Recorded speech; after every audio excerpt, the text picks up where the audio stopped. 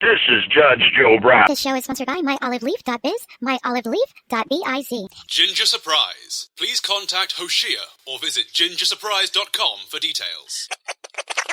And the Hurricane Report, merchandise, and more. Trymaine Lee is with me now to talk through a piece that he wrote for the New York Times 1619 Project. The article is called A Vast Wealth Gap Driven by Segregation, Redlining, Evictions, and Exclusion Separates Black and White America. Trymaine, thank you for being here. The piece is incredible.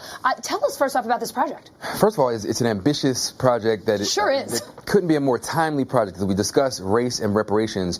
On this 400th year after the first enslaved Africans were dragged to the shores of Virginia, here we are taking a full recounting and reckoning of American history.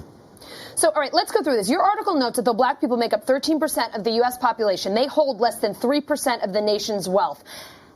I know it's not a simple answer, but how did that happen, and how can we even begin today to close that gap? Okay, so it's big. So you start with enslavement, hundreds of years of free labor, but then coming out of enslavement, there was a moment there where the country almost did right by black folks. There was an issue by General Sherman and approved by Abraham Lincoln to take 400,000 acres on the coast of Florida, Georgia, and South Carolina and give them to, recently emancipated black people with the idea that in order to be free, you have to enjoy the access to land, right, and get economically stable. But as soon as Abraham Lincoln was assassinated, Vice President Andrew Johnson assumed the presidency, and he rescinds it, returns that land where 40,000 black folks had already settled, and returned it to plantation owners.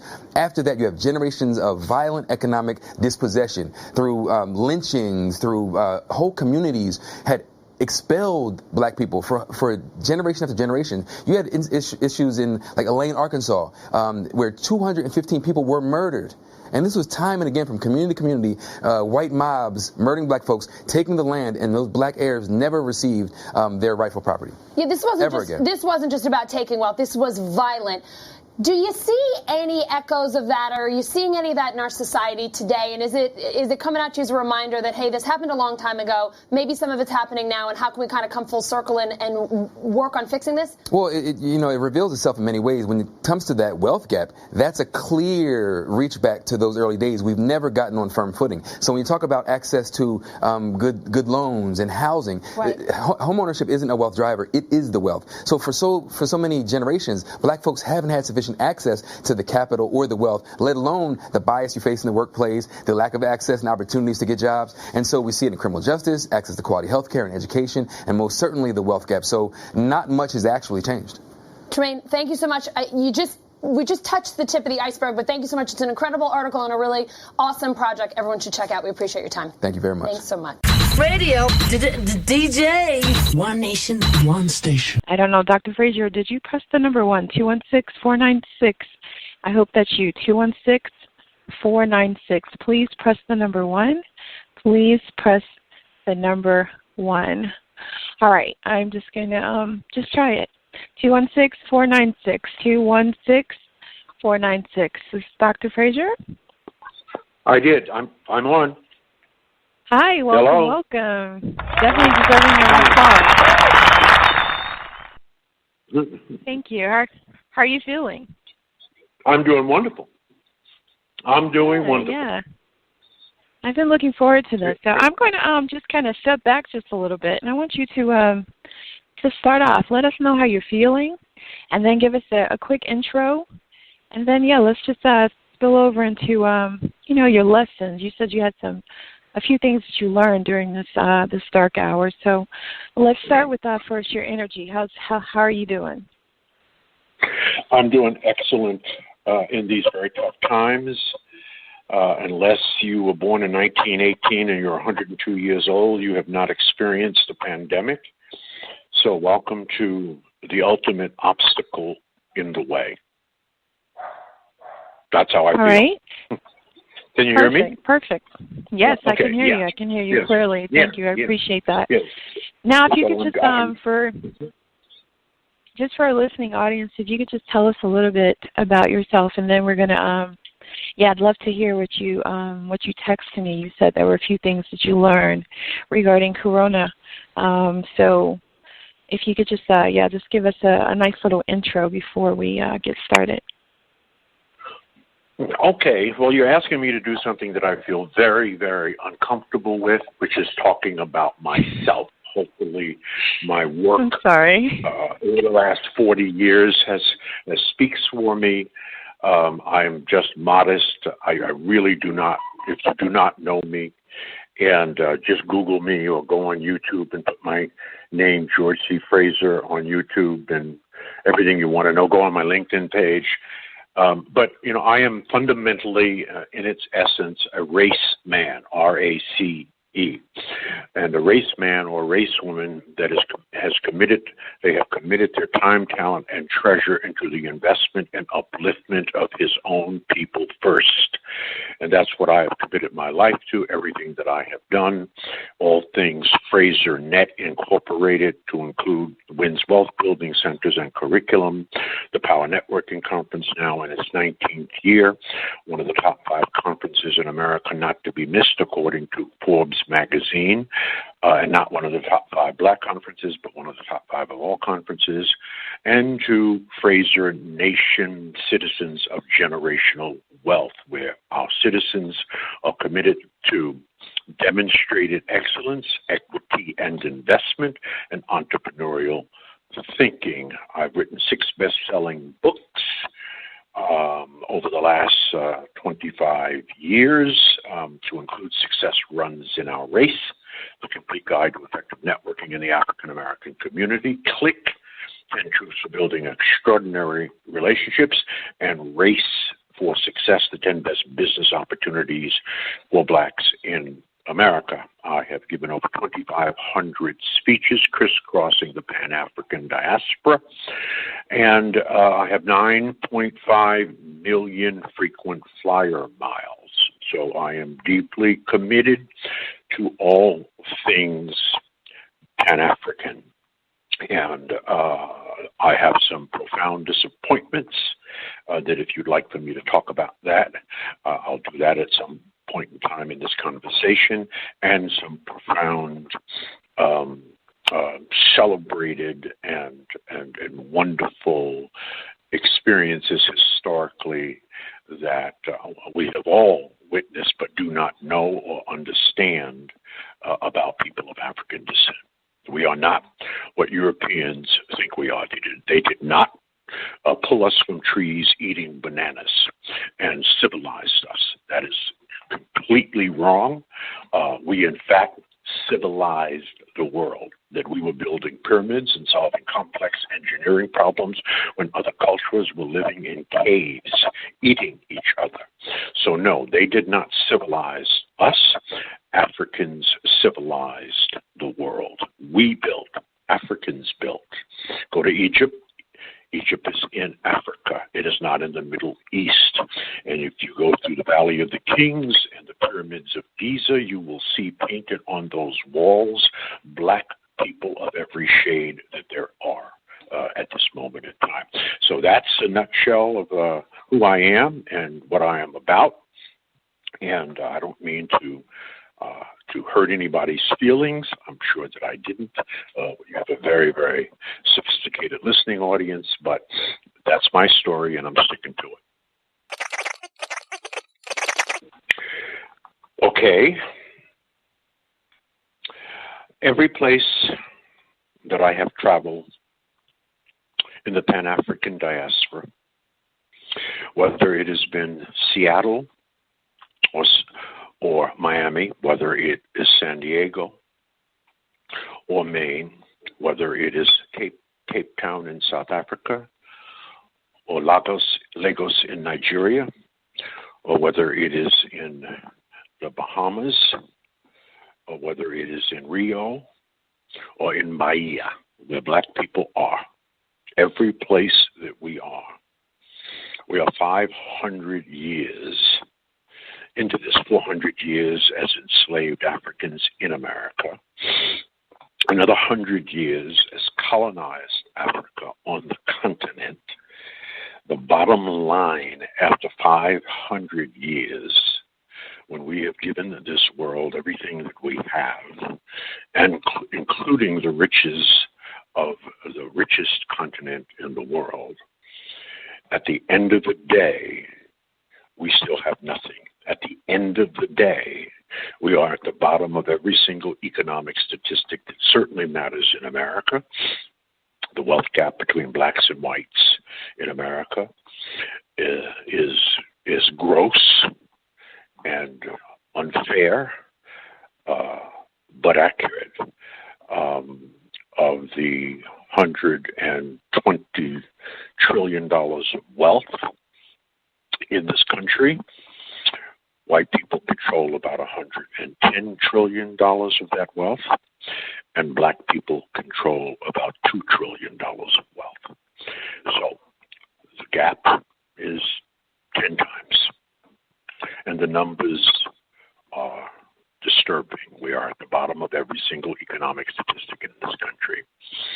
And it is very little difference in any place that I go. Why are African people God's first people, the second largest race on the planet at 1.6 billion? The first is Asians, 4.4 billion, and the third are Europeans at about 1 billion. Nonetheless, why, 500 years later, are we at the bottom of every single economic statistic, no matter where you travel in the Pan-African world? Yes, there are pockets of those of us who have succeeded and have accumulated some wealth, but it pales in comparison to what Europeans have. For example, there are 35,000 black millionaires. Don't get excited. There are 1.5 million white millionaires. So that disturbs me.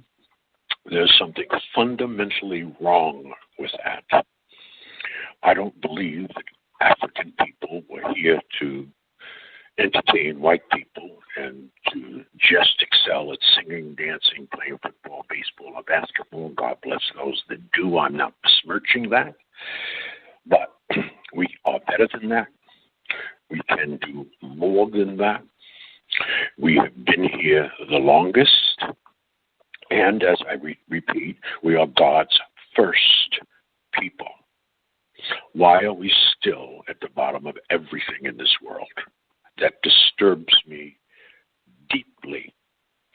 And there needs to be deep, deep understanding, study, and an articulation for the reasons, the profound reasons that we are there. Now, we can, of course, attribute much of that to 250 years of enslavement, the most egregious form of slavery invented in the history of humankind, and another 100 years to achieve civil rights, voting rights, and public access in this country. So 350 plus years of oppression of the African people, and another 60 years of colonization and the raping of the continent of its resources. Yes, that's part of the reason, no question about that. We cannot ignore that. But there has to be other reasons. And this is what I plan. I'm 75, and I am planning on spending the rest of my life looking at the deep, deep conscious and subconscious or psychological reasons behind that and mitigating that with solutions. And so that's the negative. The positive. Okay.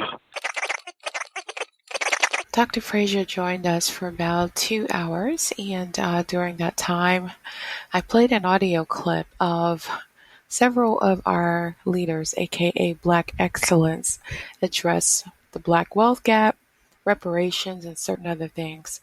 Here's what Judge Joe Brown had to say about that. Judge, welcome. Hope you're having a great day. Well, thank you so much. Ms. Valerie. Hey. I'm here. Yeah, I found you. There's a lot of calls. Thank you so much for pressing on.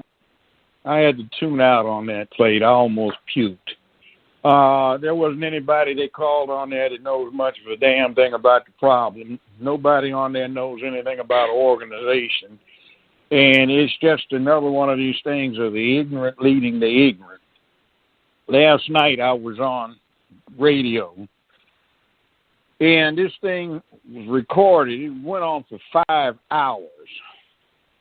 And every now and then, I like to listen to these things instead of being much of a participant, just to see what we are up against. There was a long soliloquy by some, I don't want to use the term that comes to mind, but anyway, this person said the answer to the problem could be acquired if somebody was of enough faith and diligence to go through the Bible and count all of the ands, meaning the word A-N-D, add them up and do the numerology, and that would be the solution to the problem.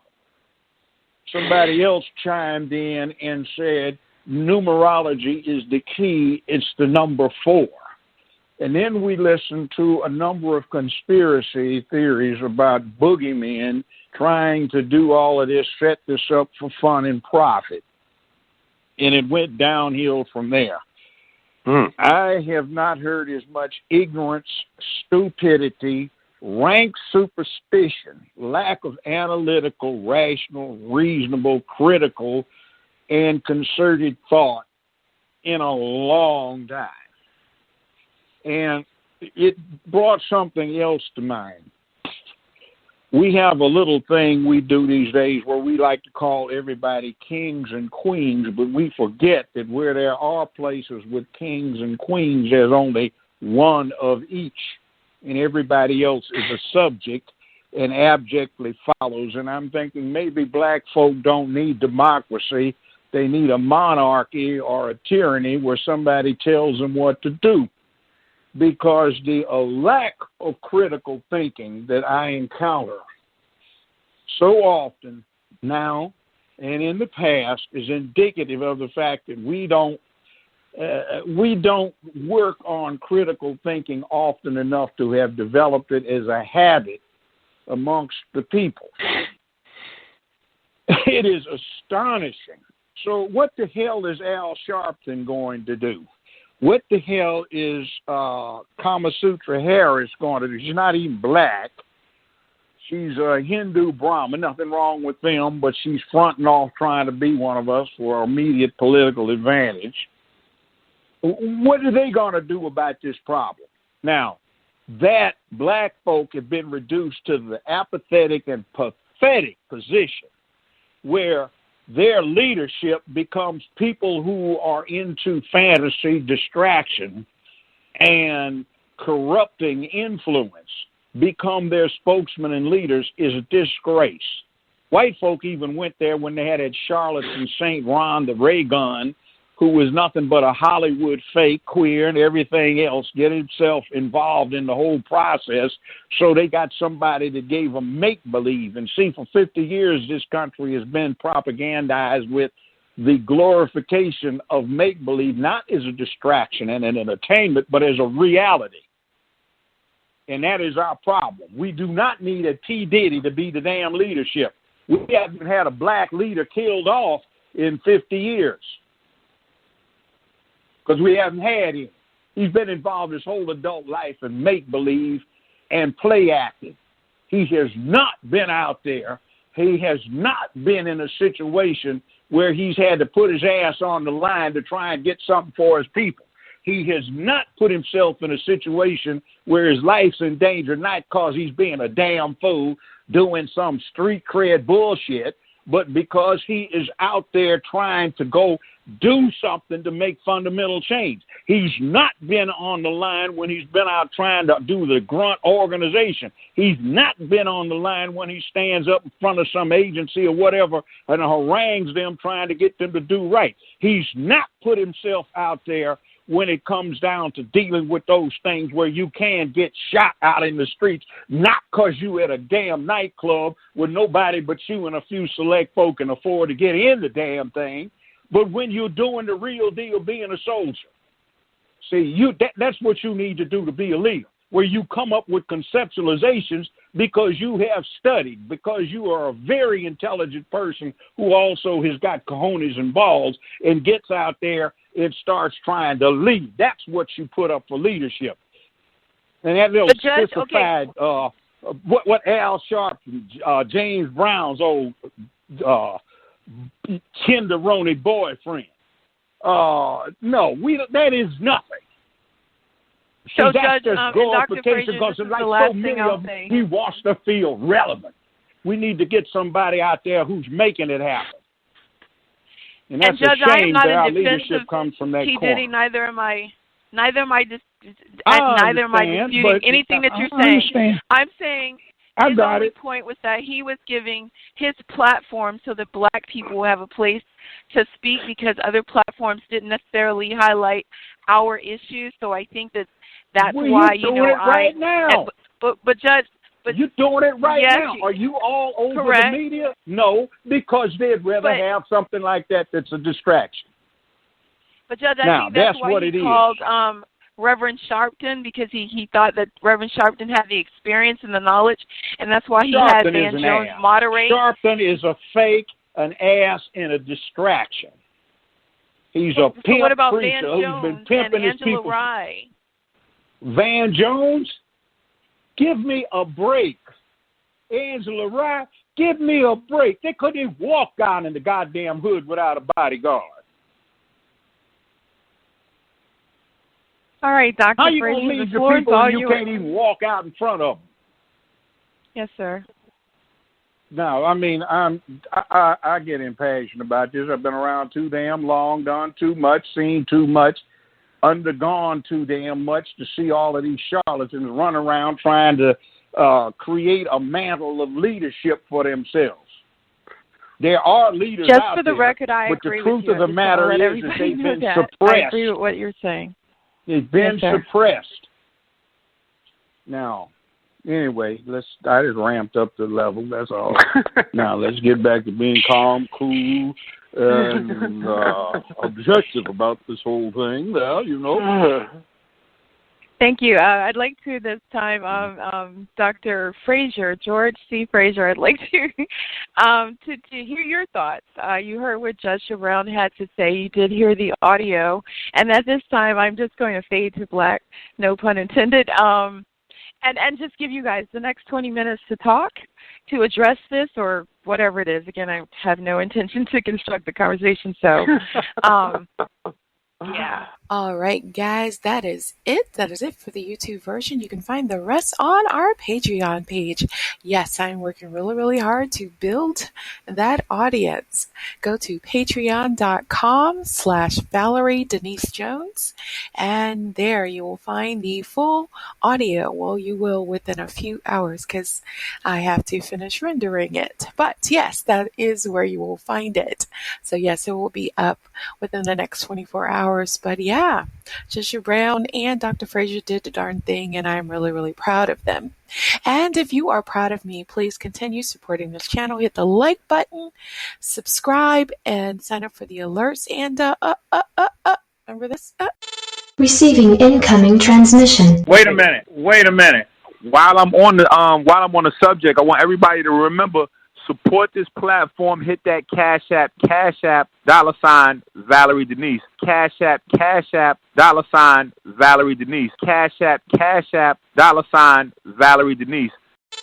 Did you enjoy this audio? We sure hope you did.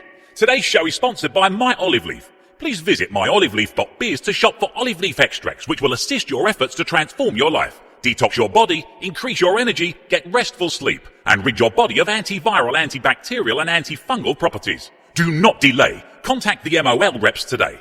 Please visit myoliveleaf.biz for their full line of olive leaf extracts and moringa products. Oh yeah, for those of you who would like a personal consultation, please call the MOL reps at 612-567-3263. Also visit their website and social media pages for the latest on sales, new releases, and more. Have a great day. See you in the comments section.